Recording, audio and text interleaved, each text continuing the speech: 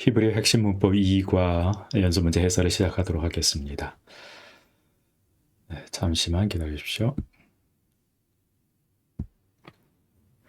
네, 2과 연습 문제, 우리말로 번역하는 문제를 먼저 시작합니다.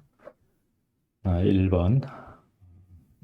히브리어는 계속해서 문법적 요소를 걷어내면서 그것에 대한 의미를 추가해가는 그런 과정이라고 볼 수가 있습니다. 이 하이욤이라고 하는 여기서 문법적 요소를 어떻게 찾을 수 있을까요? 네, 헤이, 파탁, 다이시포르테. 이게 정관사라고 하는 문법적 요소입니다. 정관사라고 하는 문법적 요소를 이렇게 걷어내면서 그라고 하는 말을 쓰면 되는 거고요.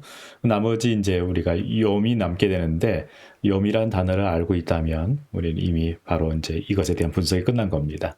욤은 날 또는 낮 이런 의미를 가지고 있습니다. 그래서 그날 또는 그낮 이렇게 번역할 수 있는데 근데 이 용어는 특이하게도 단지 그날 이런 의미뿐만 아니고 오늘이라는 의미로 번역될 수 있습니다. 그래서 하욤 하면 그날도 되고 오늘이란 말로 관용적으로 사용할 수 있습니다. 오늘 현대 히브리어에서도 오늘이란 말로 하욤이란 단어를 어구를 사용하고 있습니다.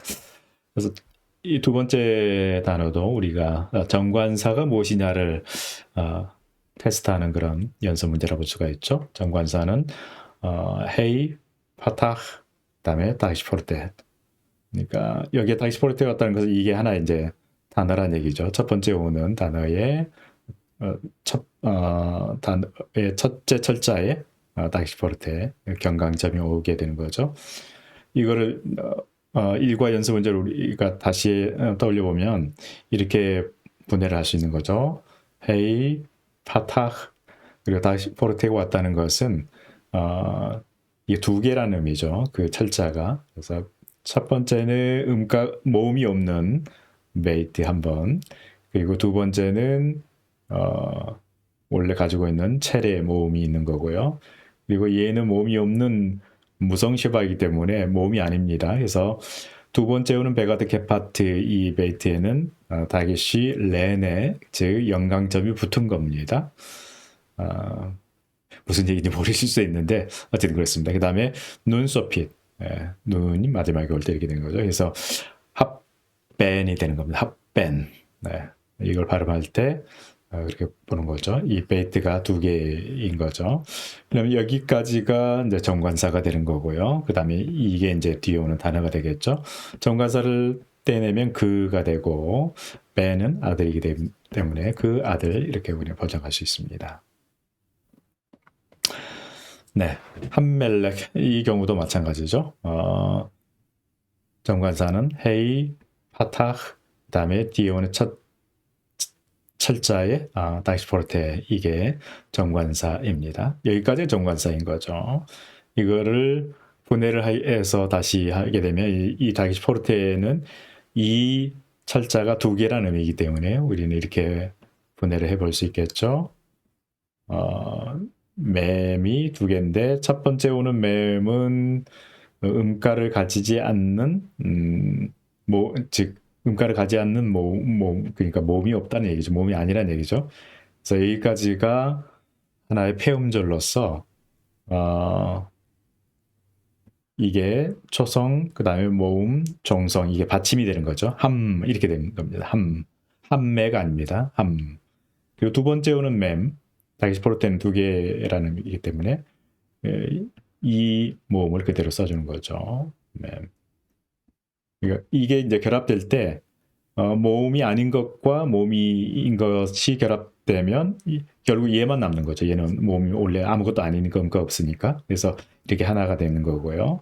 그 다음에 맴은 이제 두 개니까 이 점으로 이렇게 표시를 해주는 거죠. 두 개라는 의미죠. 그 다음에 라메드, 세골, 카프, 소피트 마지막에 이렇게 되는 거죠. 그러면 다시 이게 멜렉은 왕이라는 것을 우리는 알고 있습니다. 이왕 정관사가 계속 나오기 때문에 의문론에 대한 연습을 조금 더 하고 그다음 바로바로 빨리 하도록 하겠습니다. 원래는 정관사는 헤이 파타흐인데 여기가 카메츠가 왔습니다. 왜 카메츠가 왔을까요? 첫 번째 오는 철자에 다게시 포르테를 즉 경강점을 찍어줘야 되는데 후음은 그게 불가능하다고 했습니다. 불가능한 경우에는 대개는 앞에 이 파타흐를 장모음으로 보상해 준다고 그랬죠. 해서 얘가 하가 된 겁니다. 결국 그러면 이 하는 정관사의 그라는 걸 알 수가 있죠. 그럼 남은 거는 이제 이건데 원래는 이제 LH 여기가 쇠골인데 왜 쇠골이었는가? 이 모음과 유비 현상이 나타나가지고 여기도 같이 카메치가 된 겁니다. 네. 그렇게도 설명한 거는 한 가지 더 있는데 그건 생략하도록 하겠습니다. 그래서 그 땅이 되는 거겠죠. 네. 다음 똑같은 현상인데요. 하 원래는 파탁 다기시포르테 해야 되는데 다기시포르테 알렙이 홈이라 못 찍어서 장모음화 되는 거고요. 그러면 여기 이게 이제 정관사가 되겠죠. 나머지 이거는 오르 빛이 됩니다. 그래서 그 빛 이렇게 되죠. 그리고 수업 중에 말씀드렸지만 어떤 이런 어구들 어구란 것은 뭐 정관사든 뭐든 이렇게 결합된 여러 개의 복합적인 요소가 결합된 형태죠. 이런 어구들 중에서 첫 번째 헤이로 시작되는 것은 동사가 아닌 경우에 이건 동사가 아니거든요. 문맥을 보면 문장 안에서 동사인지 아닌지 우리가 구분할 수 있는데 이렇게 동사가 아닌 경우에 80% 이상 동사까지 포함해도 80% 이상은 이게 정관사입니다. 모음은 뭐 카미치가 올 수도 있고 파타가 올 수도 있고 심지어 이게 쇠골이 올 수도 있거든요. 다 정관사입니다. 80% 이상. 그래서 딱 앞에 이 헤이가 왔다. 이런 헤이가 먼저 시작됐다. 이건 정관사 80% 이상은 정관사다. 이렇게 생각하시고 문제를 풀어가면 훨씬 더 쉽습니다. 정관사고 빼면 오르 그 빛이 되는 거고요. 네, 이 경우도 이게 이제 다기시포르테를 이렇게 찍어야 되는데 못 찍으니까 보상해 줬는데 보상도 안 해줬어요. 그 경우가 두 가지 케이스가 있다고 했습니다. 헤트와 헤이. 첫 번째 철자가 헤트가 헤이가 오는 경우에는 바로 그런 현상이 나타납니다. 그래서 이런 경우에는 다기시포르테도 안 찍어주고 보상도 안 해주는 이런 경우를 다기시포르테 임플리시툼 전문용어로 라틴어로 해서 잠재적 다기시포르테 이렇게 표현한 거죠. 그래서 이 경우도 정관사입니다. 심지어 여기 이제 쇠골이 오는 경우도 있습니다. 그래서 정관사는 헤이, 파탁, 다기시포르테가 가장 이제 규칙적인 형태이지만 이 경우처럼 다기시포르테가 안 오는 경우도 있고 또 여기에 모음이 카메치가 오는 경우도 있고 또 어떤 경우에는 여기에 쇠골이 오는 경우도 있고 하는데 이 모든 변화 가능성, 그러니까 규칙, 헤이, 파타흐, 다기시포르테를 벗어난 모든 불규칙은 언제 생겨나느냐? 이 정관사 다음에 오는 이 첫 번째 철자가 후음인 경우에만 나타납니다. 이게 알렙, 아인, 헤이, 헤트, 그 다음에 레시가 아닌 경우에는 항상 규칙적으로 헤이, 파타흐, 다기시포르테가 규칙적으로 나타나는데 오직 이 첫 번째 철자 후음인 경우에서만 이런 불규칙들이 나타납니다. 그거를 잘 기억하시면 되겠습니다. 그래서 이거 정관사, 나머지 이거는 호쉑, 그 어둠입니다. 그 어둠. 네, 이 경우도 일단 이렇게 나오면 헤이로 시작되면 이게 정관사인 것을 의심하면 된다고 했죠. 그리고 따져보고 해석이 되면 그 정관사 확실한 겁니다. 정관사는 원래 여기에 파타가 와야 되는데 왜 카메치냐? 이게 훔이라서 여기에 카메치가 왔다. 그리고 여기는 이제 원래 파타가 오는 자리인데 같이 유마 현상이 나타나서 같이 이렇게 장모가 됐다. 그러면 그 백성이 되는 겁니다. 이 경우도 마찬가지입니다. 똑같은 형태인데 원래는 다기시포르테 임플리시툼 잠재적 임플리시툼 해서 이게 파타가 오는 자리여야 되는데 왜 길어졌냐? 예, 이 경우는 아마 액센트 앞에서 장모마 되는 현상이 길어졌고 이것과 유마 되는 현상으로 같이 이렇게 길어졌다. 굳이 설명하자면 그렇게 설명해 볼 수가 있겠습니다. 그 3이 됩니다. 우리가 중요한 것은 이게 정관사가 아니냐, 문법적 요소를 구분해내는 거기 때문에 정확하게 설명할 수 있으면 좋겠지만 안 그래도 뭐 상관없습니다. 자, 이 경우에는 히브리어 비분리, 그러니까 뒤에 오는 것과 분리되지 않는 그 전치사 중에서 대표적인 전치사 중에 하나입니다. 케, 그 다음에 뿌, 르, 이 세 가지가 있다고 그랬습니다. 그죠? 그러면 이거는 이제 비분리 전치사로 보고요. 비분리 전치사를 떼고 나면 이건 뭐뭐로서, 뭐뭐처럼, 이렇게 보면, 뒤에 딱 보니까 백성이 나오죠. 백성으로서, 백성처럼. 근데 이제 여기에는 정관사가 없죠. 그래서 어떤 한 백성으로서, 어떤 한 백성처럼, 뭐 이렇게 부정관사로 보시면 됩니다. 그러니까 히브리어에서는 부정관사가 따로 없기 때문에 정관사 없으면 그냥 일단 부정관사로 보셔도 됩니다.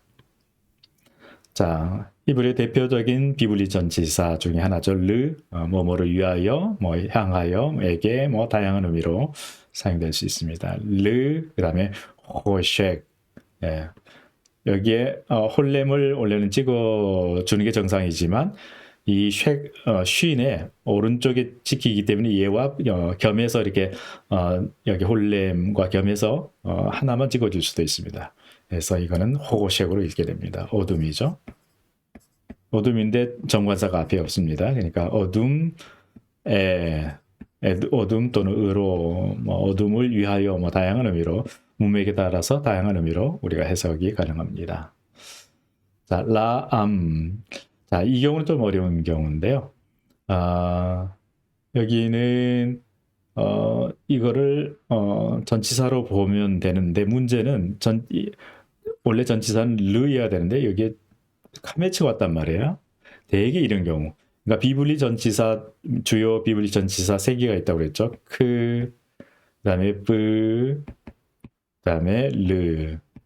이 대표적인 경우인데 이 쉐바가 아니고 이 유성 쉐바가 아닌 완전한 모음, 단모음이든 장모음이든 이런 식으로 완전한 모음이 왔을 때는 여기에 정관사가 숨어 있을 가능성이 굉장히 많습니다. 자, 이거는 먼저 정답부터 말씀드리면 이겁니다. 르 플러스 하, 그 다음에 다기시포르테 플러스 암. 이게 결합된 형태입니다. 자, 우선 이 다기시포르테를 여기다 찍을 수 있나요? 못 찍죠. 못 찍으면 어떻게 한다겠습니까? 장모음화 된다고 그랬습니다. 이런 식으로. 그러면 이제 이 문제는 해결이 됐습니다. 그 다음에 보통 비분리 전치사와 정관사의 관계를 보게 되면 서로 이렇게 융합되는 경우가 많은데 많은 게 아니고 거의 융합이 됩니다. 비분리 전치사의 모음이 약하고 그 다음에 정관사의 자음이 약한 자음이기 때문에 항상 결합이 됩니다. 어떻게 결합됐냐? 약한 것만 사라져요. 그러니까 비분리 전치사의 모음인 애가 약한 모음이기 때문에 이게 사라지고 그러니까 이게 왜 이런 형태가 나타나면 처음에는 이렇게 읽었겠죠. 여기 있는 그대로 레, 하, 암 이런 식으로 읽었겠죠.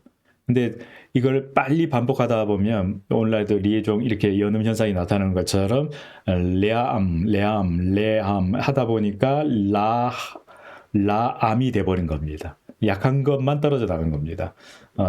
비분리 전치사의 모음이 떨어져 나가고 이 정관사의 자음이 약해서 하가 약해서 떨어져 나가다 보니까 남는 게 뭐만 남습니까? 이것만 남습니다. 라가 남습니다. 라. 딱 이 형태가 되는 거죠. 라. 그래서 여기에는 이 라 안에는 비분리 전치사 르와 정관사 하가 결합된 형태다 이렇게 보셔야 됩니다. 그러니까 이거를 만약에 비분리 전치사를 본다면 비분리 전치사는 당연히 여기에 쉐바가 와야 되는데 왜 여기에 카미체가 왔느냐? 그거는 정관사가 숨어 있다 이렇게 결론 내려도 거의 10중 8구 맞습니다. 자, 그러면 얘는 뭐뭐를 향하여 위하여. 근데 무엇을 위하였냐면 그 백성을 위하여가 되겠죠. 이렇게 번역하면 됩니다. 12절. 얘도 우리가 이제 비분리 전치사를 볼 수 있는데 왜 그러면 여기에 또 파타가 왔느냐? 이것도 숨어 있는 거죠. 뭐가 사라졌을까요? 그의 약한 모음이 사라지고 하의 약한 자음이 사라져서 얘만 이렇게 남는 거죠. 그래서 카가 된 거죠. 그리고 다기시포르테 흔적이 남았죠. 헤이, 파타그, 다기시포르테 이 흔적이 여기에 그대로 남아있기 때문에 이거는 100%그 플러스 중간에 정관사 하 사라진 거죠. 예, 숨어 있는 거죠. 그래서 이건 왕이고 그 왕처럼 이렇게 번역할 수 있습니다. 오르 빛입니다. 네, 명사죠. 그다음에 뒤에 형용사가 왔습니다. 큰 형용사가 왔습니다. 이런 경우에는 크게 두 가지로 번역이 가능한데 일단 이거를 큰 빛. 근데 이제 관사가 정관사이기 때문에 부정관사로 한 큰 빛 이렇게 볼 수 있는 거고요. 또 이거를 명사로 명사 문장으로 볼 수도 있습니다. 문장의 형태가 크게 동사 문장, 그다음에 두 번째 명사 문장 이렇게 구분했는데 동사 문장의 조건은 무조건 동사가 와야 됩니다. 이 동사가 없는 모든 문장은 다 명사 문장이라고 그랬죠. 이 경우는 명사 문장이 될 수 있습니다. 동사가 없죠, 따로. 그래서 하나의 빛이 크다 이렇게 수로적으로 번역할 수도 있고 이렇게 수식하는 큰 빛 이런 식으로 번역할 수도 있습니다. 자, 이것도 명사고 이거는 형용사인데 둘 다 정관사가 왔죠. 정관사. 이런 경우에는 그러니까 영어 같은 경우는 the big priest 이런 식으로 표기를 하잖아요. 근데 히브리어는 영어식으로 표현한다면 여기에 더를 같이 붙인다는 겁니다. 헬라도 마찬가지죠. 앞에 하나만 붙여 영어 같은 경우는 앞에 하나만 붙여서 이 형용사로 수식된 이 명사를 이 어구를 하나의 전체가 한정된 걸로 보지만 정관사 한정된 걸로 보지만 히브리에서는 같이 붙여줘야 됩니다. 형용사, 명사 같이.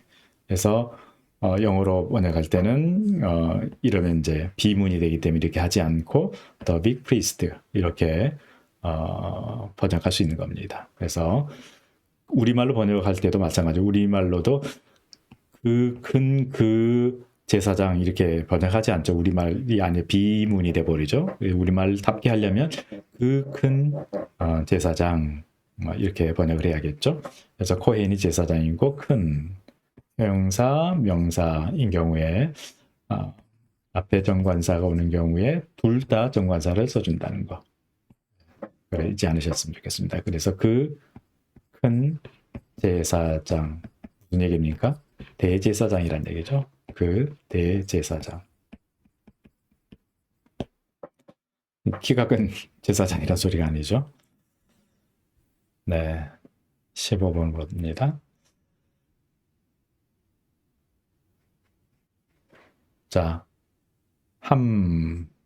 네, 정관사 이제 보이십니까? 헤이, 파타크, 다시포르테. 그러면 그다음 왕, 하캄, 이 형용사인데 형용사에 정관사가 오지 않았습니다.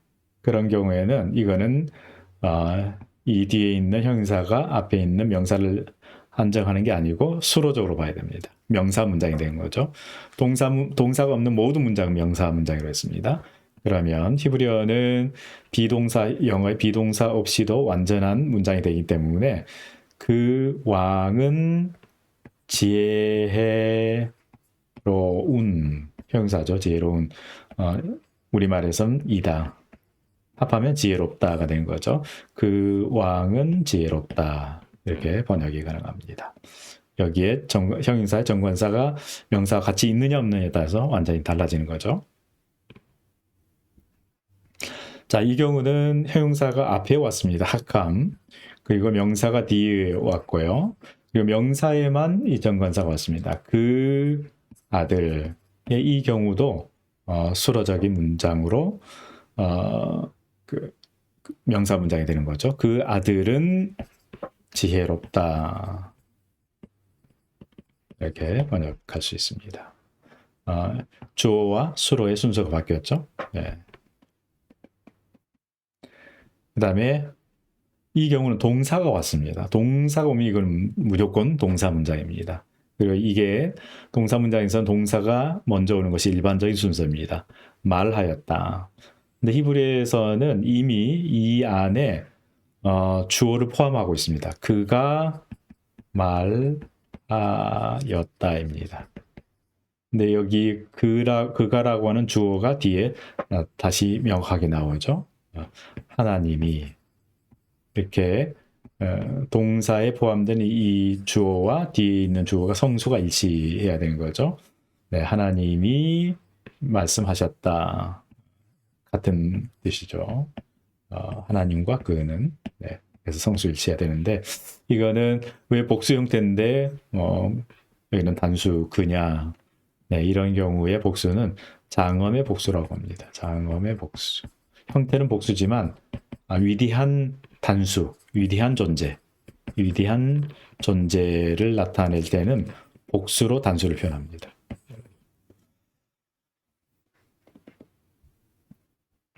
자, 그 다음에 18번을 보죠.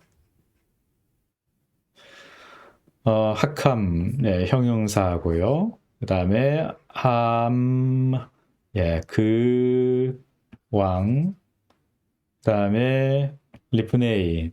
이 리프네이는 비블리 전치사 르와 그 다음에 프네이라고 하는 파님의 명사의 복수죠. 이게 복수 형태의 연계형인데 이건 나중에 공부하도록 하겠습니다. 이 쉐바가 이렇게 중복될 때 앞에 쉐바는 히렉으로 이렇게 줄어들게 됩니다. 그래서 이게 이제 결합된 때인데 하나의 이런 결합된 복합 전치사들이 꽤 많이 있습니다. 이런 거는 뭐뭐 앞에 이런 뜻입니다. 뭐뭐 앞에 뒤에 하나님이죠. 하나님 앞에 그 왕이 지혜롭다. 명사 문장이죠. 동사가 없죠. 이때는 이 형용사가 수로적 용법이 되는 겁니다. 한정적 용법이 아니 명사를 한정하는 용법이 아니고 문장의 수로가 됩니다. 네. 앞으로도 문제가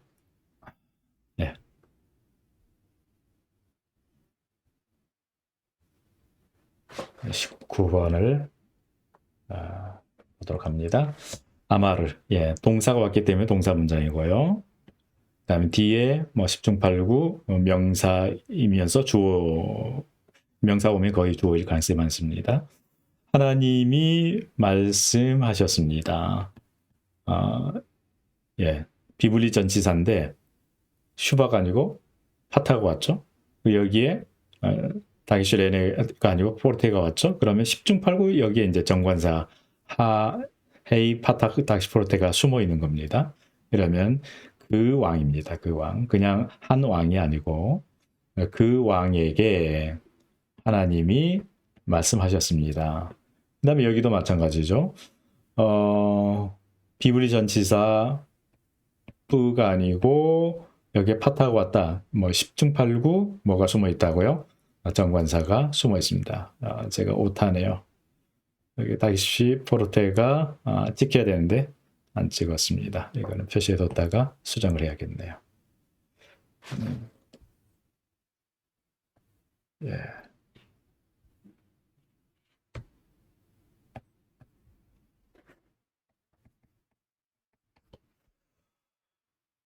네. 그러면 여기까지가 비블리 전치사 부 플러스 정관사하고 나머지는 요음이 남게 되는 거죠. 요음은 무슨 뜻입니까? 날이죠. 근데 여기에 정관사 있으니까 그날에 그날 이거는 뭐뭐 안에 이런 의미니까 그날에 그 왕에게 하나님이 말씀하셨습니다. 이렇게 번역하시겠죠. 그 다음 20번 가돌 형용사가 왔네요. 큰. 그 다음에 다기시포르테 임플리시툼 잠재적 임플리시툼 정관사가 있고 그다음에 어둠, 그 어둠. 이거는 큰이라는 형용사죠. 그다음에 알, 이거는 분리전치사죠. 떨어져 있죠. 뭐뭐 위에죠. 예. 그다음에 정관사 보이시나요? 그 마임은 물이죠. 그 물 위에 그 어둠 하면 주어야겠죠. 주어. 그 어둠이 형용사인데 이 형용사가 이 명사를 수식하는 게 아니고 문장의 수로가 되는 경우죠. 이 경우는 이런 경우가 동사가 없기 때문에 이거는 명사 문장이 됩니다. 그래서 이게 수로가 됩니다. 크다. 즉 그 어둠이 그 물 위에 크다. 이렇게 번역할 수 있겠습니다. 21번. 네. 말씀드렸다시피 이런 어구가 딱 나타나면 80% 이상의 해이가 나타나면 80% 이상의 정관사로 이랬죠. 네, 정관사 맞습니다. 길어진 이유는 여기가 후음이라서 보상을 해준 거죠. 그럼 이거는 이제 정관사. 그 빛이죠. 그 빛은. 보통 이제 이런 경우에 이제 이게 주어일 가능성이 많은 거죠. 그 빛은 자, 알 뭐뭐 위에 비분리 전치사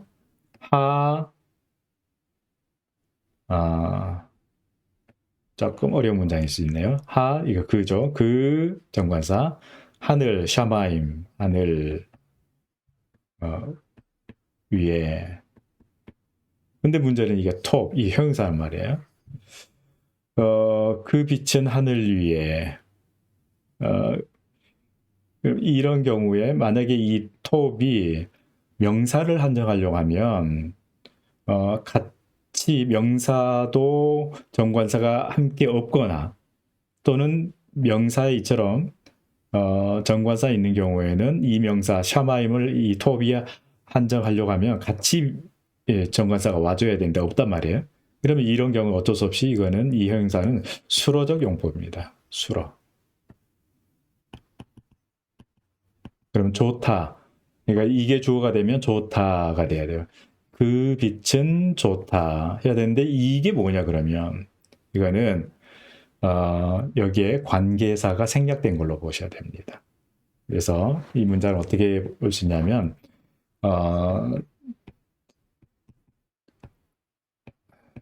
the light인데 여기에 뭐가 생략되어 있냐면 이 관계사가 생략되어 있고 관계사뿐만 아니고 원래 히브리어에서는 이 커퓰라 즉 연계사 없이도 완전한 문장이 된다고 그랬죠.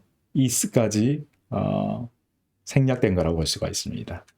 그러면 upon the sky 여기까지 하고 그 다음에 또 연계사 없이도 완전한 문장이 되기 때문에 is를 넣어줘야 되고요. 그다음에 이렇게 번역해 줘야 되는 거죠. 그러니까 그렇게 되면 어떻게 되냐면 그 하늘 위에 있는 대절, 그 하늘 위에 있는 그 빛은 좋다. 이렇게 번역을 해줘야 되는 거죠. 자, 여기서 다시 보면 그러니까 여기까지가 이 주어에 해당되는 구라고 볼 수가 있습니다. 이 이하는 하나의 관계사가 생략된 절이라고 볼 수 있는 거죠. 그래서 그 하늘 위에 있는 그 빛은 좋다. 이렇게 번역해야 됩니다. 그 다음에 또 형용사 톱이 왔고 뒤에는 정관사 이렇게 길어진 이유는 알렙이 후음이라서 그렇죠. 이 알렙이. 그럼 뒤에 이씨 그 사람 또는 그 남자 그 사람 또는 그 남자 또는 남편도 됩니다. 또는 대장부도 됩니다. 사람은 좋다 이렇게 번역됩니다. 만약에 이게 뒤에 와야 돼. 보통 이제 히브리어에서는 형용사가 명사를 수식하려면 뒤에 와야 되는데 앞에 왔기 때문에 그거마저도 안 돼. 여기 만약에 정관사가 왔다 이렇게 수식되냐 그런 문장은 없습니다. 나오지 않습니다. 얘는 수로적으로밖에 안 됩니다. 명사 문장이죠. 그 사람은 좋다. 3번 가돌 큰 형사가 왔죠. 그 다음에 정관사 그리고 명사가 왔습니다. 그러면 그 왕은 큽니다. 위대합니다. 비브리 전치사 크가 왔죠. 뭐뭐처럼 모세처럼 그 왕은 모세처럼 위대합니다.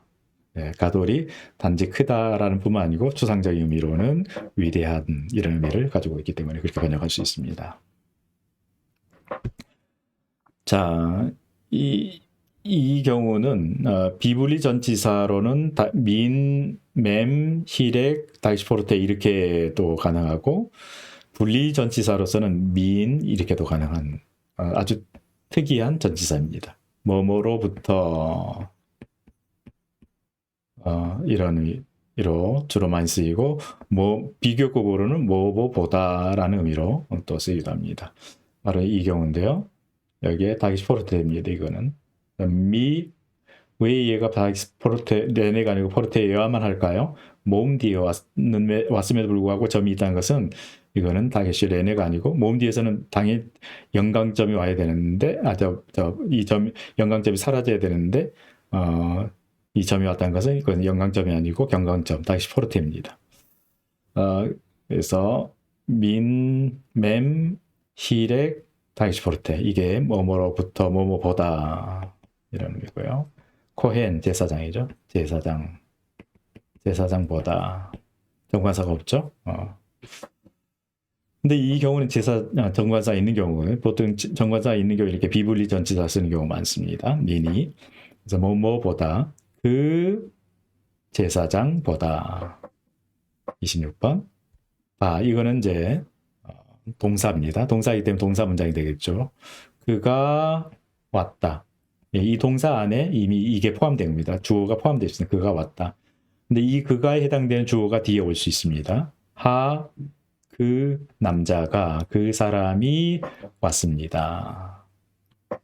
자, 예후다. 조금 어렵죠. 이거는 뭐뭐보다입니다. 또는 미는 뭐뭐로부터입니다. 근데 여기서 뭐뭐로부터라고 번역을 해야겠죠. 예후다, 이게 유다죠. 유다로부터 그 사람이 왔습니다. 근데 이제 이거는 조금 설명이 필요한데 원래는 어떻게 되냐면 예후다 이렇게 되는 겁니다. 이게 예후다.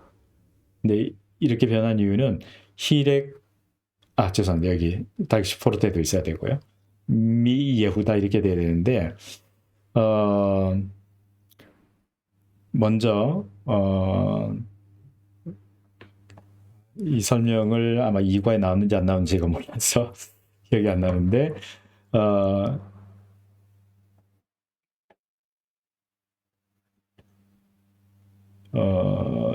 요드 그다음에 쉰 이거 밑에 유성시바가 이렇게 오는 경우에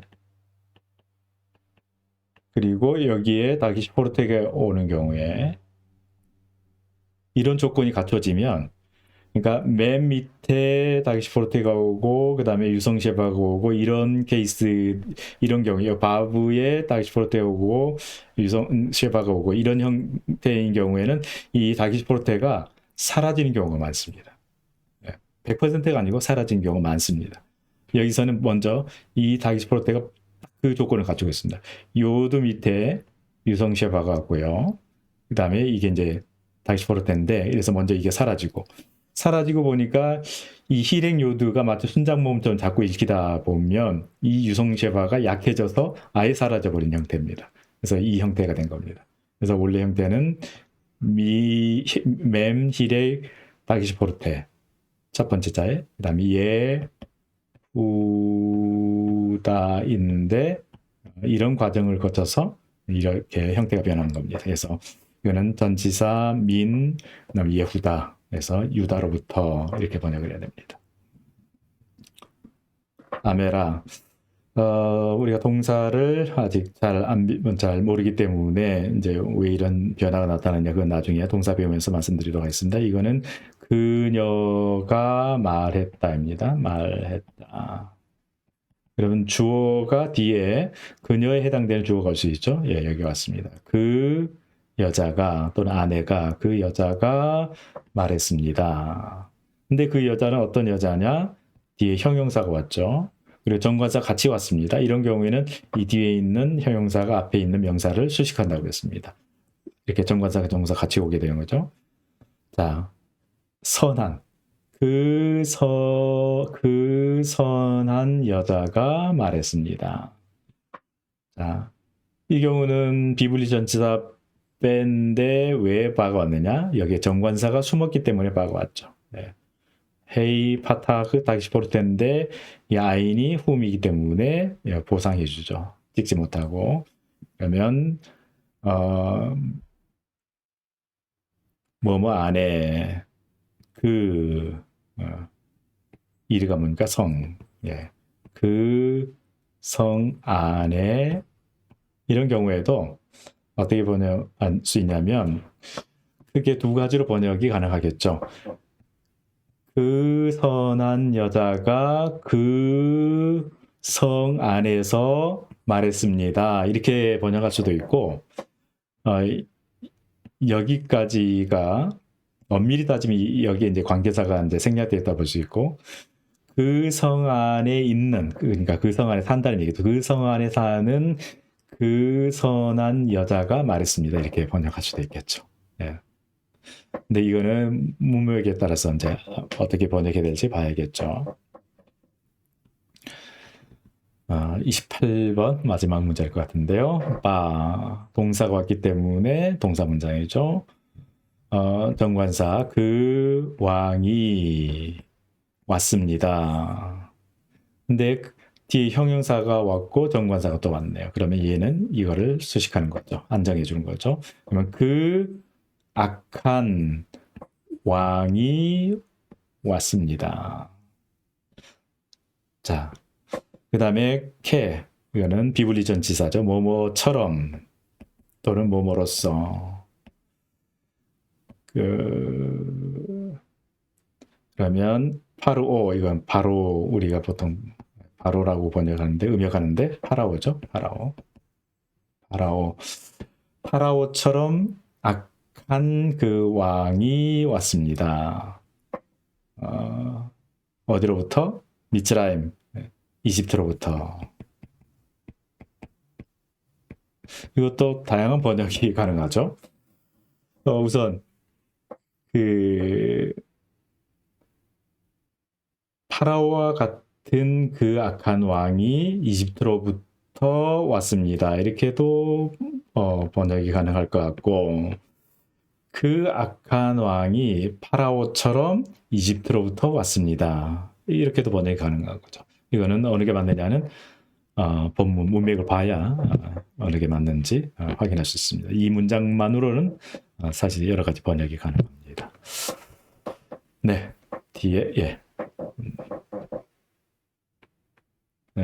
여기서는 이렇게 했지만 꼭 이것만은 답은 아닙니다. 그 악한 왕이 파라오처럼 왔습니다도 이집트로 왔습니다 하지만 파라오와 같은 그 악한 왕이 이집트로부터 왔습니다. 이렇게도 번역이 가능하다는 사실 기억해 두셨으면 합니다. 이것도 두 가지 번역의 가능성이 있기 때문에 표시를 해두고 좀 수정을 해야겠네요.